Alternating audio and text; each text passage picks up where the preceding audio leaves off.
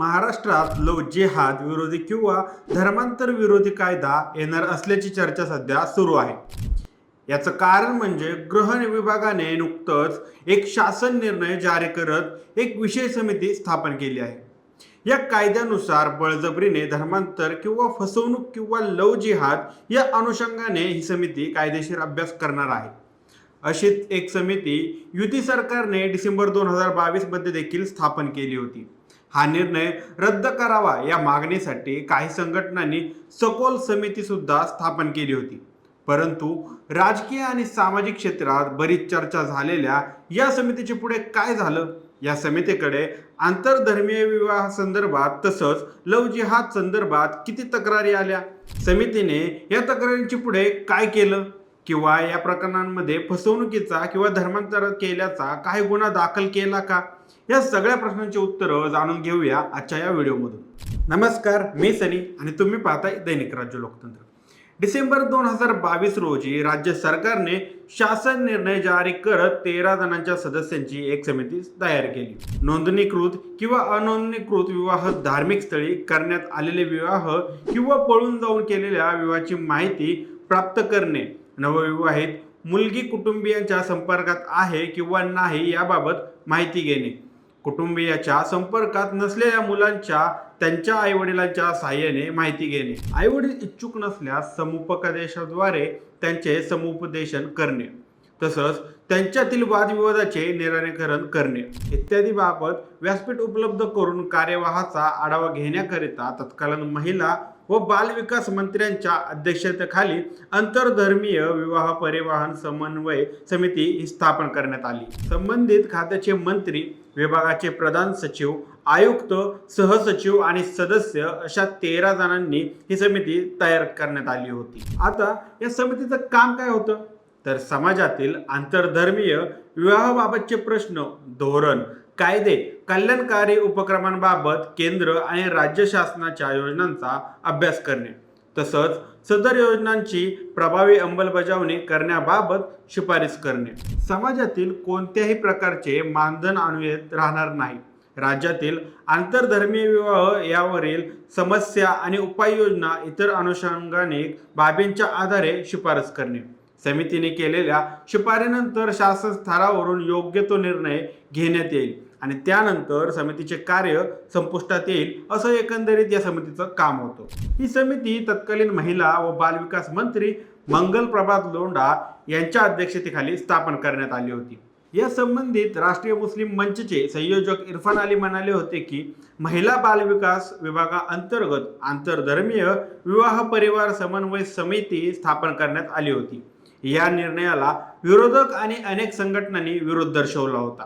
समितीच्या सदस्यांनी त्यांना वाटून दिलेल्या जिल्ह्यात काम केलं, परंतु याची सरकार दरबारी नोंद करण्याची सिस्टीम तयार झाली नाही, असे इरफान अली सांगतात। समितीच्या सदस्यांना आंतरधर्मीय विवाह संदर्भात दिलेलं काम पाहण्यासाठी जिल्हे वाटून देण्यात आल्याचं त्यांनी सांगितलं। ठाणे, पालघर, रायगड अशा जिल्ह्यांच्या कार्यक्षेत्र इरफान अली यांच्याकडे देण्यात आल्याचं ते सांगतात। ते म्हणाले, आम्ही जिल्हे वाटून घेतले होते, त्या जिल्ह्यातील केसबद्दल माहिती घेत होतो। मी एका केसमध्ये नेरूळमध्ये गेलो होतो। आंतरधर्मीय लग्नाचा विषय होता। ती मुलगी आपल्या घरी परत आली होती। मुस्लिम मुलाने सोडून दिल्यानंतर ती परत आली। पुढे ते म्हणाले की ठाणे जिल्ह्यातील मी एकूण 29 केसेस किंवा 29 अशा प्रकारांचा आढावा घेतला, असा दावा देखील ते करतात। परंतु महत्त्वाचं म्हणजे अशा कोणत्याही प्रकरणाची सरकार दरबारी नोंद नाही, असंही ते स्पष्ट करतात।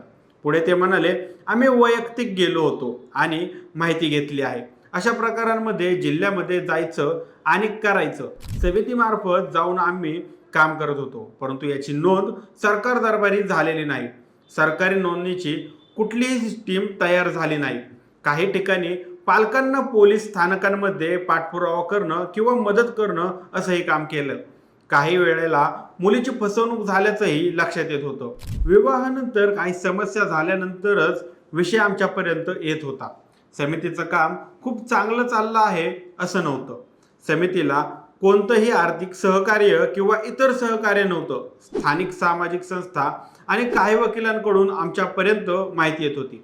धर्माविषयी कोणतीही माहिती न देता धर्मांतर केलं जात आहे असंही आमच्या लक्षात आलं.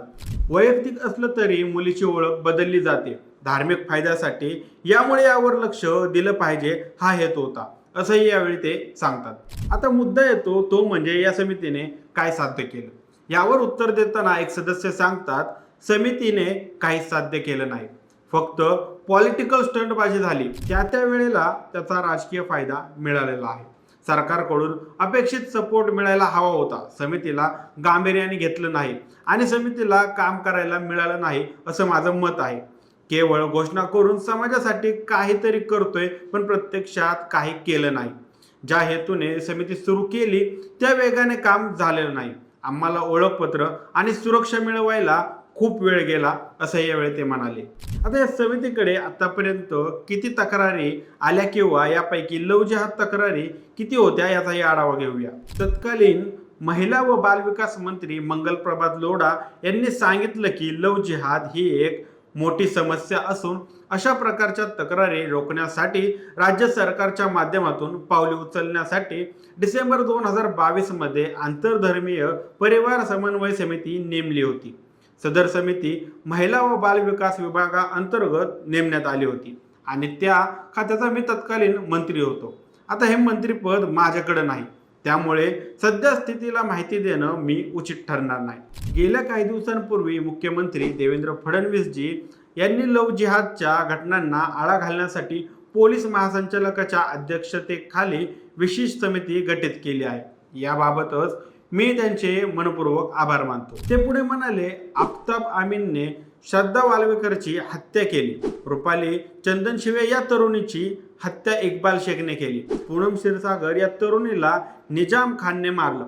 उरणच्या यशस्वी शिंदेला दाऊद शेखनं मारलं. मालाडच्या सोनम शुक्लाचा शहाजीब अन्सारीने दुर्दैवी अंत केला.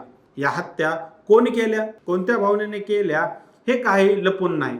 त्यामुळे लव जिहाद होत नाही असं कोणी म्हणायची हिंमत करू नये. लव जिहादची समस्या सर्वश्रुत आहे, पण CRPCच्या प्रभावाअंतर्गत लव जिहाद नावाचा विशिष्ट गुन्हा शीर्षक नसल्याने त्याच्या केसेस या वेगवेगळ्या गुन्ह्यांच्या शीर्षकाखाली नोंदवल्या जातात.